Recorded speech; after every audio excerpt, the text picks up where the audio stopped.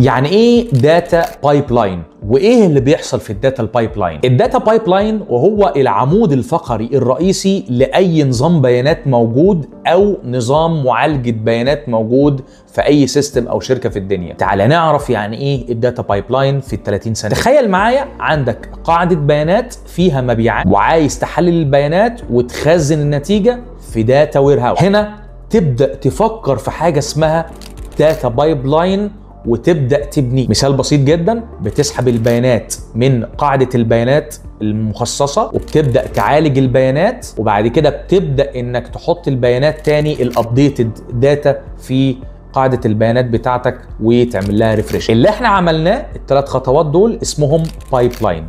عملنا 3 خطوات ورا بعض وكل خطوة بتعتمد على التانية او كل خطوة سيكوينشال ورا التانية. ده اسمه لوحده بايبلاين. بس المشكلة انك كل مرة لازم تشغله بايدك. الحل بسيط جدا، بتستخدم كرون تاب او الاباتشي اير فلو، وهنا بتقدر تسكادجول وتحدد ازاي تشغل الكود البايثون بتاعك في اي وقت واي ساعة واي ثانية بطريقة اوتوماتيكية من غير ما تدخل ايدك. لكن لما عدد البايبلاينز بيكتر بنبدأ نسمع عن مشاكل كتيرة جدا، زي ايه اللي اشتغل، ايه اللي فشل، ولو في بايبلاين اشتغل او خلص قبل البايبلاين اللي جاي بيبدأ يغرق بقية البايبلاينز اللي موجودة.